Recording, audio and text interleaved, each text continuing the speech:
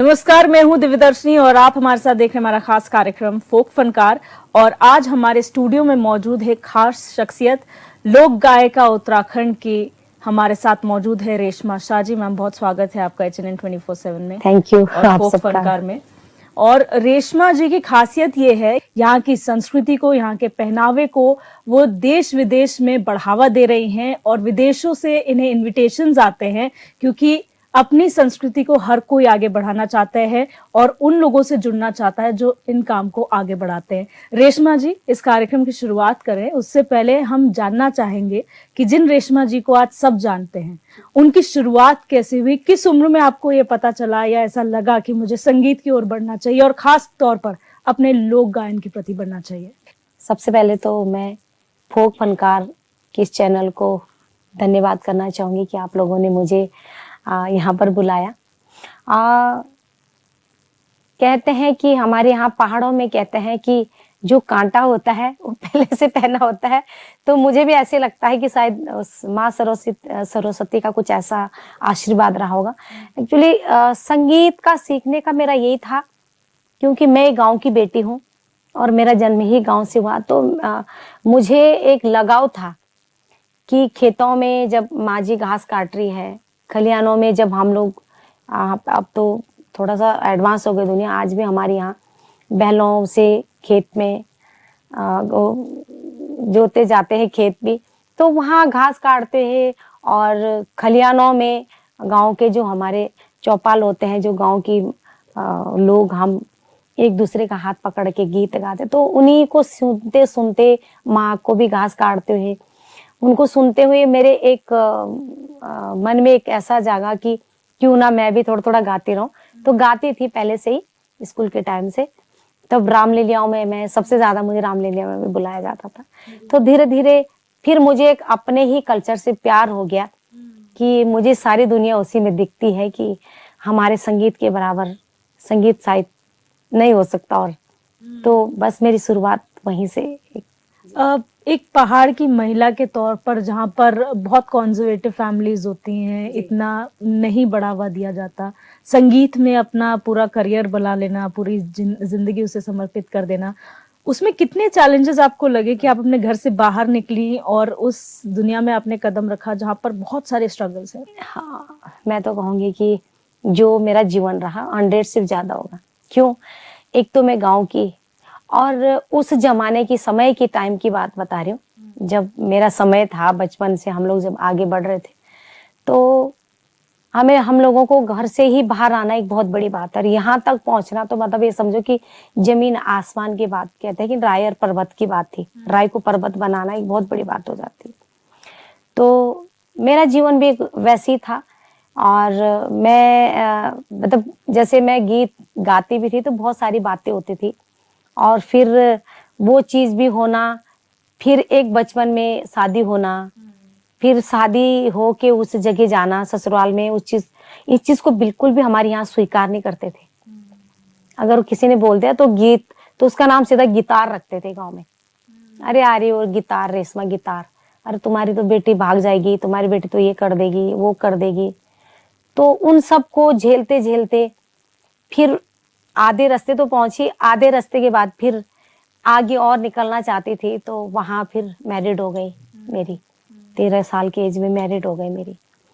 तो 13 साल का बच्चा क्या सोच पाएगा कि मैं पढ़ाई करूं या पति को देखूं या सास को देखूं या ससुराल का समाज देखूं।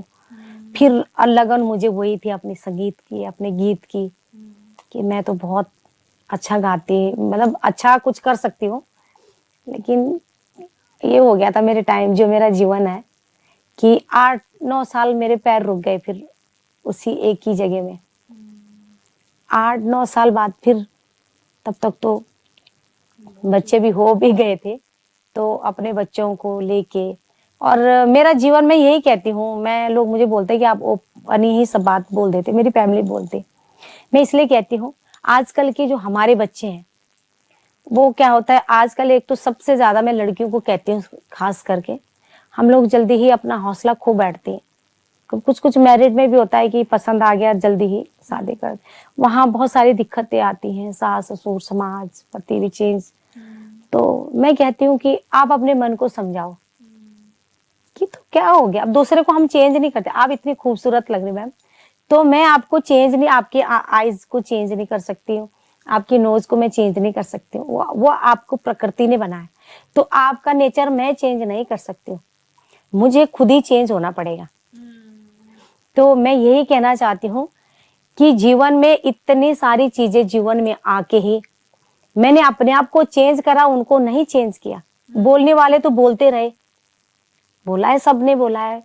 तो बहुत सारी, उस जमाने गरीबी भी बहुत होती थी, अब तो बहुत कुछ मिल रहा। आपके कलाकारों का तो सौभाग्य है, यूट्यूब का जमाना आ गया, और आप रिकॉर्डिंग के लिए जाते हैं तो आपको जरूरत ही नहीं, आपको हर चीज का ट्रैक मिल रहा। आवाज आपकी सबसे खत्म है, वो 2 मिनट में ऐसी बना देंगे कि लता जी गा रही होगी। तो हमारे जमाने में ऐसे कुछ नहीं होता था, हमारे जमाने में सब चीज बैठता था, ढोलक, हारमोनियम, और बोलते कि इशारा होता था 1 2, तो जब अब बोल रहे हैं हम लोग, यूं होता था इशारा वो भी। तो आपकी सांस, आप सांस बोल रही, कुछ नहीं, एक टाइम पे सबने गाना था। तो हमारा जीवन ऐसा था, पैसा भी उस समय नहीं होता था, तो उन चीजों को झेलते झेलते 13 साल के एज में मैरिड होना, फिर वो उस माहौल में गई जहां उससे मायके से भी ज्यादा इस फील्ड को टॉर्चर किया जाता था। तो आप सोच सकते हैं कि हमने कितना जीवन में संघर्ष किया, और अभी भी कर ही रही हूँ। अभी बहुत सारा संघर्ष होता है जीवन में, लेकिन मेरा ये कहती हूँ कि मेरा संघर्ष ही मेरी संगीत है, मेरा फोक है, जो हमारा पहाड़ का है। मैं हर कलाकार से, हर सभी को ये कहना चाहती हूँ, अपने पहाड़ के गीत, मांगल होएगा, बहुत सारे मैं अभी काम ही कर रही हूँ। अभी मैंने 2 महीने से कुछ मैं ऐसा काम कर रही हूँ उत्तराखंड का, जो लोगों ने भूल दिए। सबसे बड़ी बात आज मैं थोड़ा चैनल के माध्यम से कहना चाहती हूँ, जो मुझे दर्द है, पता नहीं अब भगवान की कृपा है मेरे पे कौन, मुझे जो दर्द है, जैसे हमारे पुराने मकान है, लोगों ने मतलब दुनिया को मतलब देखते देखते अब अपने आप ही पीछे की चीज छूट गई, दिखाव में चले गए। मैं देखती हूँ गांव में लोगों के 14-14 खंबे मकान, दीवार जिसको बोलते हैं, लोग उनको तोड़ने लगे, वहां सीमेंट की टाइलें लगा रहे। टाइल तो हमें मिल जाएगी ना, लेकिन वो खंबे कहाँ से मिलेंगे अब, जो हमारे दादा परदादाओं की एक विरासत है। तो मैं यही कहती हूँ, मैं कहीं भी जाती हूँ शूटिंग के लिए, अभी किया है मैंने, बहुत सारी चीजें इकट्ठी की है मैंने, तो मैं उनसे यही कहती हूँ हमेशा, भाई जी तुम एक जगह दूसरे जगह घर बना दो, इस घर को मत तोड़ना। वो छोटी छोटी गौखे, छोटे छोटे ओबरे हमारे यहाँ बोलते हैं, वो दीवार, और उन पे जो नक्काशी हो रखी, अब नहीं मिलते, वो मिस्त्री नहीं मिलते अब, वो तो था जमाना। तो मैं ये भी कहना चाहती हूँ, अगर दर्शक लोग देखें भी कहीं, अपने पुराने जो घर है हमारे, उसको थोड़ा सा ये कि भाई कहीं टूटा हो तो उसको ठीक कर दें, उसको एक ऐसी विरासत में रख लो कि ये मेरे पूर्वजों की धरोहर है। और मैं आजकल, मुझे जो लगता है शायद आने वाले टाइम पे भी ऐसी होगा, मैं कभी जाती हूँ शो के लिए जाऊंगी, कल भी मेरा प्रोग्राम है जैसे, तो जैसे कोई पुराने घर में जाएंगे, वहाँ नीचे लकड़ी का पठूर हमारे यहाँ बोलते हैं वो है, ऊपर भी लकड़ी के हैं, और उसमें हमारे यहाँ गद्दिया बोलते हैं, तो उसको ऐसे ऐसे करके सुंदर बना के रखते हैं। उसमें जाके ना उस घर की रिस्पेक्ट कुछ अलग ही लगती कि बहुत खानदानी लोग हैं। हम टाइल्स के घर कितने भी बड़े बना देना, उसके आगे वो फैल हो जाता है। अब दुनिया क्या करती है, अब लोगों को ये हो गया कि यार इसको कौन पूछ रहा है पुराने घर को, मैं तो अपना घर ऐसा बनाऊंगा टाइल वाला। तो आपने बहुत अच्छा संदेश दिया, और हाँ, यही वजह है कि आपको राष्ट्रीय पुरस्कार से भी सम्मानित किया गया, क्योंकि सिर्फ आप अपने संगीत के जरिए नहीं, बल्कि मुझे नहीं लगता शायद कि मैं अभी कुछ टाइम पहले की बात कर रही हूँ, पता नहीं, मैं यही कहती हूँ प्रभु ईश्वर, मैं रियल बता रही हूँ, भगवती माँ, उस मासु देवता और देवी देवताओं की कृपा है। मैं अभी कम से कम 10 से 15 गांव ऐसे मैंने चीजें अपने कैमरे में कैद करे, और उनको भी बोल के आई। छानियों में घुसना, इतने इतने पत्थरों में जाना, घर में बच्चे हैं, समाज है, मैं भी एक फीमेल हूँ, मैं भी एक किसी की बेटी हूँ, बहू हूँ, बहुत सारी चीजें हैं, लेकिन उन चीजों को झेलना अकेले, इतनी मुझे नहीं लगता कि हमारी नई जनरेशन इतना झेल पाती होगी। एक 13 साल का बच्चा तब से सफर में लगा हुआ अभी भी। आप वाकई एक इंस्पिरेशन है मैम, क्योंकि कई कलाकारों को भी हम सुनते हैं, कई कलाकारों की भी आप भी इंस्पिरेशन है कि आपको सुन के, आपको देखकर वो आप जैसा बनने की कोशिश करते हैं। अभी एक है, एक हमारे उत्तरकाशी में गंगोत्री में वीर सिंह भंडारी एक वो है वहाँ, क्या बोलते उसको, क्या झाल है, जगह का नाम ही है, मतलब वो, तो वो घर ऐसा है कि वो कितना 9 मंजिला है, तो वहां का एक बहुत खानदानी आदमी, बहुत वो था, वो बलवान। तो मुझे नहीं लगता कि आजकल की फीमेल कोई ढूंढेगी उन चीजों को, उनको तो पीछे का व्यू चाहिए और हो गया। लेकिन मेरे को एक दर्द हुआ, मैंने कभी कहीं सुना था कि बिरसिंह भंडारी, गीत तो सुने हमने सबसे, कि बिरसिंह भंडारी की एक बहुत ऊंचा झालर, मैं कहाँ हूँ, और देखो मैंने बरसात थी अभी हमारे उधर, भगवान सोमेश्वर के मेरे गीत चलते वहां भी, तो प्रकृति ने कुछ अपने ही मन में मेरे को संदेश दिया कि उसको भी कैद करना है आपको अपने गीत के माध्यम से, और ये आप ही कर सकते हो। मैं आज सच बता रही हूँ। और देखो इतनी बारिश, बहुत बारिश होती है, तो मैं वहां से, मैंने वहां के जो लोग, उनसे पूछा कि कब होता है उसका मेला, जो भी उन्होंने कहा इतने तारीख, बोला बारिश। तो मैं कभी कभी भगवान से बातचीत करती हूँ, मैं ये भी कहना चाहती हूँ कि आप कभी परेशान है जीवन में, खास करके बेटियों के लिए मैं बोलना चाहूंगी, हम औरतों के लिए, हम क्या करते हैं, हमें थोड़ी सी परेशानी हम 10 लोगों से शेयर कर, नहीं, आप कभी परेशान है, कोई भी चीजें होती है, आप अपने भगवान से बात करें, आपका सारा काम हो जाता है। या तो अपनी माँ है या तो वही भगवान होता है, मैं तो यही सोचती हूँ और यही करती हूँ। तो वहां पूछा उनसे, तो उन्होंने कहा कि बहन जी बारिश तो बहुत है, अब कैमरा भी चलता है। मैंने बोला भगवान, माँ गंगा और सोमेश्वर देवता, अगर मेरी वाणी से तेरे मेरे उस क्षेत्र में गीत चलते और मैं उस इतिहास को एक अपने कैमरे में अपने सामने कैद करना चाहता, मैं आई तो नहीं हूँ कभी उस जगह। तो प्रभु की ऐसी कृपा हुई कि 2 दिन तक बारिश नहीं हुई, और मैंने एक एक चीज में अंदर गई, जबकि वो बहुत ज्यादा टूटने के मतलब तगार में हो बहुत। तो मैंने कहा वो कितने बड़े वीर होंगे जिन्होंने इसको बना, एक हम ऐसे वीर, हम उसे देख भी नहीं रहे। मैं हर सीढ़ियों में गए, उसके नीचे तक कोठार, एक एक चीजें वहां आज भी। और वहां के जो, फिर जब मैं वहां शूटिंग के लिए गए अपने उसमें वेशभूषा में, वहीं की ड्रेस मैंने पहनी है, तो वहां माने विधायक जी ने कहा रेशमा जी आप आई बहन जी, मैं इसकी सौंदर्य जो मतलब ऊपर, हाँ जो भी कुछ इसमें अब करना है तो हम इसको और ठीक करेंगे अब। तो मेरे लिए यही खुशी हुई कि चलो माने विधायक जी ने उसके लिए भी आगे आने वाली पीढ़ी हमारी ये तो बोले कि बिरसिंह रौतेला जी कौन थे, और उसका ये 9 कोठा को झाला लो बीरा सिंह। तो मैंने बोला कुछ मैं दिखाऊंगी, तो बस मेरा यही संदेश है, जो मुझे दर्द है अब, क्योंकि लोग ऊपर ऊपर तो चलते हैं लेकिन नीचे भी देखना बहुत जरूरी है। हमारे अब परोठे नहीं रहे, परोठे लोगों ने भूल दिए जिसमें हम दही जमा, आप देखना मैंने एक एक चीज को अपने उसमें रखा हुआ। मैं उनको गए कि छान में, बल्कि मैं गिर भी गई, छान में था वो मट्ठा लगाना, उन्होंने ऐसे फेंक रखा। मैंने कहा आप ऐसे मत फेंको, यहाँ कितने हजार लोग इस मट्ठा खा के, इस दही और इस मक्खन खा के हमारा अपने कुल को आगे वंश को जगाया होगा। तो उन्होंने कहा कि ना ना बहन जी हम आज ही घर ले जा रहे इसको। तो उन्होंने अपने घर में रख दिया। मैंने कहा मत यूज करो, पर इसे अपने घर तो रखो। आप मेरे देखे होंगे 84-85 की आपको माला मिलेगी मेरी, 84 की और 51 की, मतलब हम हमारा तो कहा, मेरी माँ भी नहीं, तब मेरी माँ ने भी जन्म नहीं लिया होगा, तब के पैसे हैं। मैं मंदिर में गई तो जो बहुत ऐसे पूर्वजों के रखे होंगे वहां, ऐसे जो मंदिर में चढ़ता होगा उस जमाने, तो वो चीज मैंने पंडित जी से पूछी, पंडित जी ऐसी कुछ मुझे ऐसी चीजें चाहिए। बोला ऐसी देखते हैं, ऐसी पता नहीं होंगे तो ठीक है, कहाँ। तो उनका एक ऐसा वो होता है जो देवता के लिए चढ़ते हैं, तो वहां से वो माला मैं आज भी पहनती हूँ अपने गले में। मुझे नहीं लगता कि कोई इतना कौन कर रहा है, आजकल सब वीआईपी गाड़ी मोटर वाले हो गए, लेकिन मुझे लगता है एक रेशमा ऐसी है जिसको आज भी दर्द है, क्योंकि मुझे इसलिए दर्द है कि मेरा जीवन बीता है उसमें।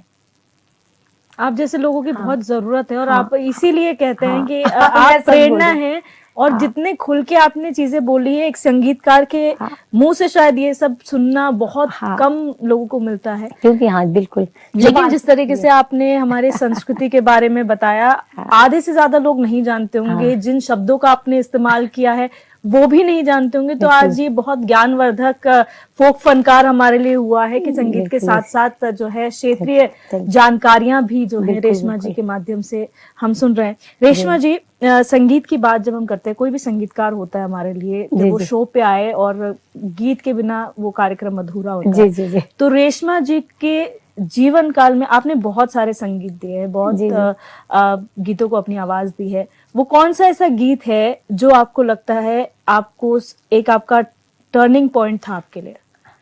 हाँ, मैंने कहा कि गीत तो मेरे हमेशा, आप कोई भी गीत सुने, आजकल थोड़ा गीत भी कम लिख रही हूँ क्योंकि मैं उस काम पे लगी हूँ। दूसरा जो मैं बताया आप लोगों को कि मेरी जो पुरानी चीजें वो खो ना जाए। तो मेरा जो सबसे ज्यादा जो मुझे प्यार दिया, एकदम जो एक चेहरा सबके सामने आया, मेरा ले भूजी जाला चूड़ा। मैं अभी बाहर भी गई थी हांगकांग, तो वहां जैसे शुरुआत हुई तो सारे लोगों ने कहा बहन जी हम तो आपका ले भूजी जाला चूड़ा ही सुनेंगे सबसे पहले। तो जिसके लिए मुझे सबने प्यार दिया, तो मैं आप सबके सामने 2 लाइनें उसको शेयर करूंगी। हो हो हो हो हो हो हो हो हो ला ला ला ला ला ला ला ला हो हो हो हो हो हो हो हो ला ला ला ला ला ला ला ला ले भूजी जाला ले चूड़ा, ले भूजी जाला ले चूड़ा, रातों को सूरजी जाजी, ले भूजी जाला ले चूड़ा, ले धाना मसीना खोली, मेरा मैं त्यों काली मैं त्वाड़ा, रातों को सूरजी जाजी, मेरा मैं त्यों काली मैं त्वाड़ा, ले फूली जालो ले पैया, ले फूली जालो ले पैया, रातों को सूरजी जाजी, ले फूली जालो ले पैया, ले मेरा रोड़ो बाजारा, ले मेरे केले तू आया, रातों को सूरजी जाजी, ले मेरे केले आया, ले भूजी जाला ले चूड़ा, ले भूजी जाला ले चूड़ा, रातों को सूरजी जाजी, ले भूजी जाला ले चूड़ा। क्या बात है, बहुत सुंदर। में बिना किसी संगीत के जो आपने आवाज, आपकी आवाज है वो कुछ अलग ही जो है दर्शकों के कानों में घुल सी जाती है। थोड़ा सा और आपका जॉनर अलग अलग है, सिर्फ एक ही क्षेत्र की भाषा में आपने गाने नहीं गाए हैं। आप जौनसारी को भी, जौनपुरी को भी प्रमोट करते, गढ़वाली को भी प्रमोट करते। और आपका यूट्यूब चैनल भी है जिसमें आपने लिखा भी है कि ये इस यूट्यूब चैनल का मकसद ही है कि आपको उत्तराखंड के दर्शन हो जाएंगे, इस देवभूमि के दर्शन हो जाएंगे। तो आप जो है थोड़ा सांस्कृतिक के साथ साथ आप, क्योंकि देवभूमि है, तो आप जागर पद्धति से भी जुड़ी हुई है। बिल्कुल। तो हम चाहेंगे कि वो भी एक झलक जो है हमारे दर्शकों को आपको दिखाते हैं। मैं ये कहना चाहती हूँ, आज तो मैं अपनी वेशभूषा में भी नहीं आई, और आप आज तक मैंने इतना अपने आप को शौक किया नहीं, पर मैं अब कोशिश करूंगी कि बिल्कुल। मैं इसलिए कह रही हूँ कि अब थोड़ा थोड़ा उम्र जैसी बढ़ रही, तो मैं आने वाली पीढ़ी को एक संदेश देना चाहती हूँ कि आप अपनी, ऐसा कोई काम नहीं बेटी के लिए जो हम करते नहीं। आप कभी देखो, मैं आपके आज तो लाई नहीं हूँ, लेकिन आप कभी देखना मैं हुड़का भी प्रॉपर बजाती हूँ। जैसे वो डोर थाली, मेरी अभी एक शूटिंग हुई भगवान सेम नागराजा की, तो उन्होंने कहा बहन जी थोड़ा सा आप मेरे साथ सहयोग करें। मैंने कहा बैठिए, तो मैंने जो थाली बजती है तागड़े दिंगना, तो मैंने प्रॉपर बजाए। मुझे ढोल बजाना भी आता है, मैं मुंह से भी बजा दूंगी, और जो ढोल होता है तो वो तब है जब उस चीज को दिल से मानते आप, तभी आप स्कूल में जब जाते हैं तो आप किसी भी कविता को पढ़ रहे हैं या किसी चीज को आप, या हम लोग कोई गणित का काम, अगर आप दिल से उस चीज को वो करेंगे कि नहीं मुझे आता है, मैं कर लूंगी सवाल को, तो आप कर सकते हैं। अब हम गीत ऊपर गाए कि हे या हे, वो नहीं, यहाँ से गाना है। इस कहते हैं ना, संगीत एक सागर है, और हम तो सीख रहे हैं अभी, हमें तो इतना कुछ आता ही नहीं है। मैं तो यही कहती हूँ, मैं तो सीख रही हूँ अभी, मुझे इतना आता नहीं है, हम तो सीख रहे हैं। संगीत एक सागर है, उस सागर की गहराई आज तक किसी ने नहीं भांप पाई कि संगीत की गहराई कितनी है। तो जागर मैं आप सबके बीच में बिल्कुल थोड़ा सा, जो हमारे यहाँ सबसे ज्यादा है कि आपने देखा होगा हमारे जौनसार, इधर जौनपुर, रवाई, उत्तरकाशी, गंगा यमुना जी की घाटी के लोग हैं हम। जी। और हमारा कुमाऊं हो चाहे हमारा गढ़वाल हो, मैं हमेशा ये कहती हूँ मैं उत्तराखंड की बेटी हूँ, मुझे ये मत पूछो कि आप कौन से गली से हैं, हाँ। है ना। मैं इस धार की भी हूँ, उस धार की भी हूँ, तो मेरा संगीत उत्तराखंड का है। और हमारे यहाँ थोड़ा ये कि पांडवों की पांडव भूमि नृत्य, है। पांडव आप गए होंगे कभी लाखा मंडल में भी, तो हमारे यहाँ आज भी दिवाली में पंडों का बहुत बड़ा वो चलता है, मतलब पंडों जागर चलते हैं हमारे यहाँ। तो वो जो हमने सीखा है, ऐसा तो कुछ है नहीं कि हमने कोई ऊपर से अंग्रेजी सीख के लाए, उसमें वही जानते हैं हम लोग जो हमारे बुजुर्ग गांव में करते हैं, हमारे माँ जी बाबा गांव के लोग जो करते हैं वही मेरे को आता है। जी।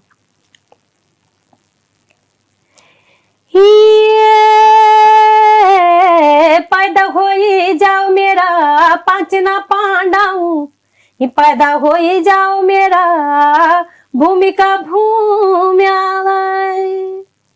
ही पैदा हो जाओ मेरा चार मासू राजा, पैदा हो जाओ भीम भव रिकाए, ही पैदा हो जाओ मेरा बद्री के दारा, पैदा हो जाओ डांडू की मातरियो, ही पैदा हो जाओ मेरी चौरी की काली, पैदा हो जाओ मेरा पंडों की लूंगा। हाय हे भगवाना पांच की पांडों की भूमि, तेरा था तो भगवान ढोलकी दांगुड़ी बजा, हो चल पांडवों चलो हरि का हरिद्वार, चल पांडवों जाला हरि का हरिद्वार, हे पांडव की भूमि जाग्या मेरा केदारों की कांठा, जाग मेरी गंगा यमुना जाग मेरी नौ भैणी मातरियो।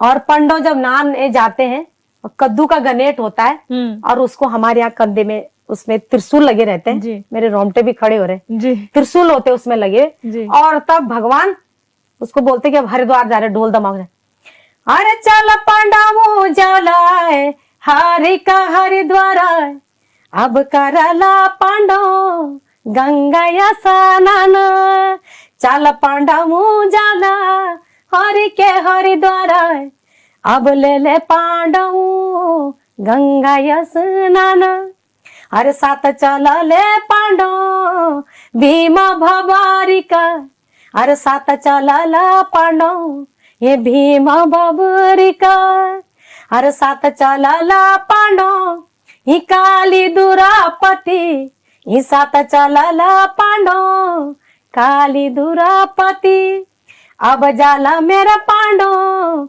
बदरी के दारा, अब जाला मेरा पांडव बदरी के दारा, साथ चला ला पांडव काली दुरापति, ही साथ चला ला पांडव भीमा भवरिका, जस करिया पांडव कोली को नारायण, ही जस कर्या मेरा पांडव देव भूमि थाती।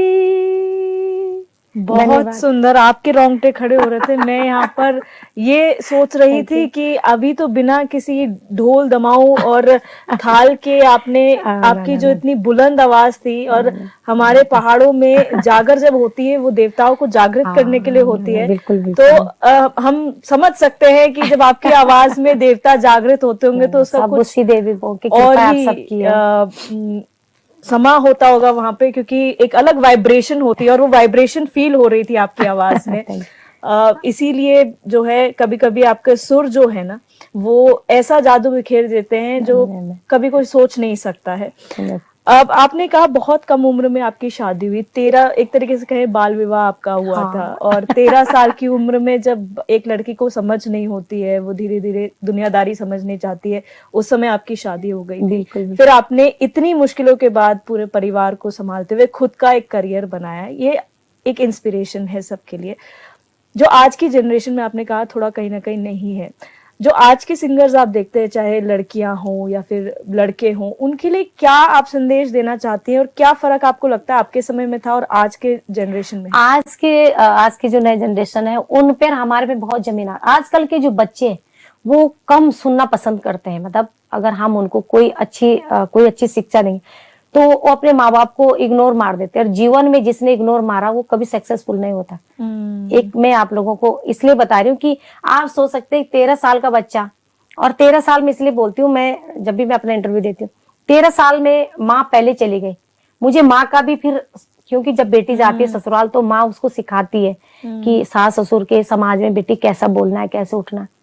अब एक बच्चे की सोच थी कि मुझे उस पेड़ पे उस पेड़ की टहनियों पे टहनी काटनी, जैसे हम घास काटने जाते हैं तो एक घसियारी की एक लत रहती है कि मुझे उस टहनी पे जाना है और उधर की टहनी काट के अपने गाय के लिए चारा ले जाना। तो एक बच्चे की सोच भी रहती जो होता है कि मुझे अपना जीवन पढ़ना है, फिर मैं थोड़ा और आगे पढ़ूंगी, कुछ बनूंगी, जो भी सिंगर बनना है या टीचर बनना है, खिलाड़ी, एक हर बच्चे के मन में रहता है, चाहे वो बाद में बने ना बने।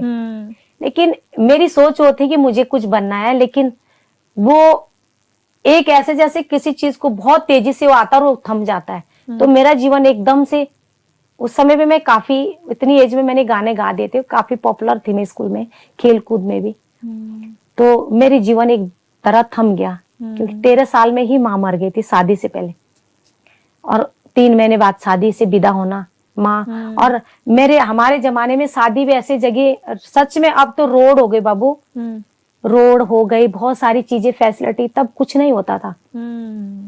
16-16 किलोमीटर, 15-15-16 किलोमीटर ससुराल दूर, उतने पैदल जाना, एक 13 साल का बच्चा जा रहा है एक जानवर की तरफ, पता ही नहीं उसको कि मैं कहाँ जा रही हूँ। और उस चीज को मतलब फिर भी आप ये सोच सकते हैं कि 13 साल के बच्चे ने ये नहीं देखा पति कैसा है, ससुराल क्या है। उस जमाने में मैंने कहा कि गरीबी, बहुत सारी चीजें थी। अब दुल्हन आजकल तो बहुत सारे लेंगे, ये डिमांड होती है, हमें कहाँ होता था, एक लाई धोती, पता नहीं वो भी कैसी पहनी, याद ही नहीं है मेरे को, आज भी पता ही नहीं मेरे को शादी कैसी हुई। तो उन गरीबियों से, ससुराल भी गरीब, ससुराल गरीब परिवार में शादी हुई, उस परिवार से यहाँ तक उठना बाबू, मुझे तो लगता है कभी कभी कि भगवान आपने इस मानव में मुझे आके, आप पता नहीं कौन सी उस प्रभु की मेरे साथ सकते हैं जो मैं आज भी आप जैसे लोगों के सामने खड़ी हूँ। मैं ज्यादा, हमारा सौभाग्य है कि हम आपके साथ आपको हमारे स्टूडियो में हम बुलाते हैं और आप हमारे को समय देती हैं, ये हमारे लिए बहुत सौभाग्य की बात है। फोक फनकार को भी, और तो मैं कहते हैं कलाकार के पास कुछ नहीं होता, एक दुआएं, एक आशीर्वाद है मेरे पास।